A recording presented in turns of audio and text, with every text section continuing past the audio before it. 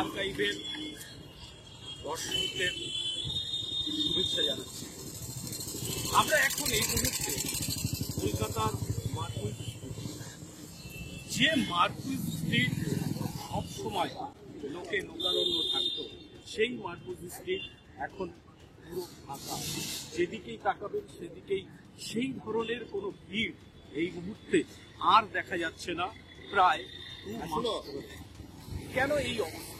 কারণ স্ট্রিটে অনেক সময় এবং বছরের পর বছর ধরে এবং বছরের অনেকটা সময় ধরেই বাংলাদেশি মানুষ এখানে আসেন এবং এখানকার যে হোটেল, এখানকার যে রেস্টুরেন্ট, সেই হোটেল এবং রেস্টুরেন্টগুলোই বাংলাদেশি যারা মানুষ আসেন তাদের জন্যই রমরমা ব্যবসা করছেন।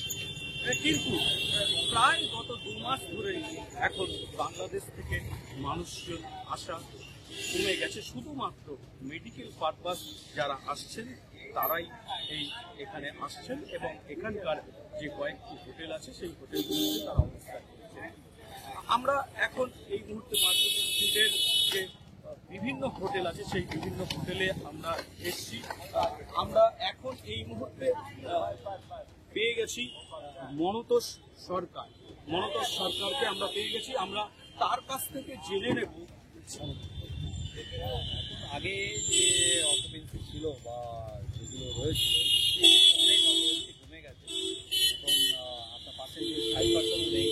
যারা আগে ভিসা বা মেডিকেল ভিসা ছিল তারা এসছে, তারপর থেকে তো ভিসা এখন ভিসা দেওয়া হচ্ছে না।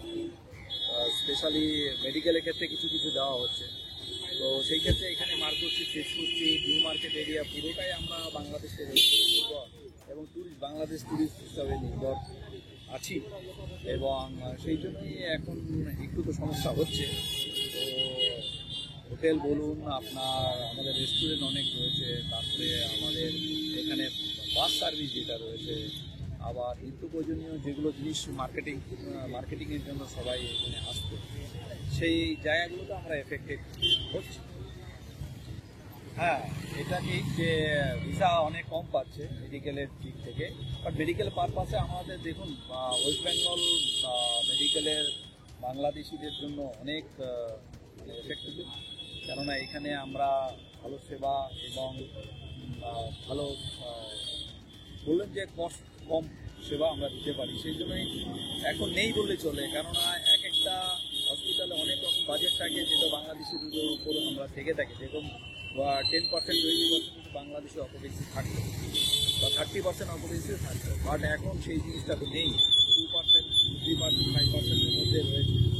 তো এফেক্ট তো আছে এবং বিশেষ করে আমাদের অর্থনৈতিক দিক থেকে আমরা যেই রেলটার মধ্যে রয়েছে সেটা কিন্তু আস্তে আস্তে এফেক্ট হচ্ছে এবং ফিউচারে কী হবে একদম নেই। আমরা যে হোটেলে উঠেছি পুরাই ফাঁকা, সব রুমই খালি। খেতে গেলেও হোটেলেও ফাঁকা, সব থেকে ফাঁকা। বাঙালি নাই বললেই চলে। ভিসা তো বন্ধ রাখছে সরকারি, ঠিক আছে, বাংলাদেশ সরকারি ভিসাটা বন্ধ রাখছে, তার কারণে এই প্রবলেমটা কলকাতায় দেখা যাচ্ছে। ভিসাটা খুলে দিলে ভালো হয়, সবাই আসতে পারবে, যাইতে পারবে। অ্যাকচুয়ালি ভিসা খুললে সবারই জন্য ভালো, বিশেষ করে টুরিস্টদের জন্য, ব্যবসায়ীদের জন্য একটা দরকার। ভিসাটা খুবই তাড়াতাড়ি জরুরি, খুলে দেওয়াটা খুবই জরুরি। ব্যবসা এপারও বন্ধ হয়ে গেছে, ওপারও বন্ধ হয়ে গেছে, দুদিকে বন্ধ। আমরা বিশেষ করে ব্যবসায়ীদেরকে অনেক ক্ষতিগ্রস্ত হচ্ছে। কিন্তু কি মনে করছেন? খুলে দিলে বেটার হয়, যত তাড়াতাড়ি সম্ভব খুলে দেওয়াটাই বেটার। আপনার নাম? পক্ষের জন্য ভালো। আপনার নাম? মুস্তফা। আপনি করতে গেছেন? চট্টগ্রাম। অ্যাকচুয়ালি পরিস্থিতি বুঝে বিবেচনা করা যাচ্ছে যে আমাদের সরকার যেটা এখন বন্ধ রাখছে, হয়তো বা ভিসাটাই খুলে দেওয়াটাই বেটার মনে হয়। তো সব থেকে ব্যবসাটা চালু হবে। অ্যাকচুয়ালি ভালো হোক আমরা চাই, আমরা টুরিস্টরা দুই দেশের জন্যই ভালো হবে। দুই দেশের জন্যই ভালো হবে। দুটোই তো বাংলা, ওপার বাংলা এপার বাংলা, ঠিক না? আমাদের পাশাপাশি এশিয়ার সংস্কৃতি তো সমান সমানই। আমাদের ভাষা একই, সংস্কৃতি একই, কাপড় চোপড় একই, খাওয়া দাওয়া একই। তো দূরত্ব রেখে লাভ নাই। আমার মনে হয় দুটো সরকারের বসে কথা বলা উচিত, দুটো দিক থেকে বিবেচনা করে স্যাক্রিফাইস করে ভিসাটা খুলে দেওয়া উচিত।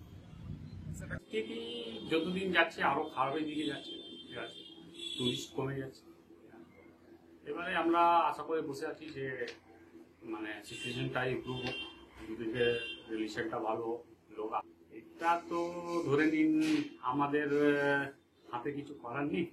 আচ্ছা, দ্বিতীয় কথা আছে যে এই এলাকাটা তো বেশি অবস্থা খারাপ হচ্ছে এর জন্য যে মানুষ ঠিকটা ধরে নিন এটা ছোট একটা মিনি বাংলাদেশ আমরা বলি এই জায়গাটাকে।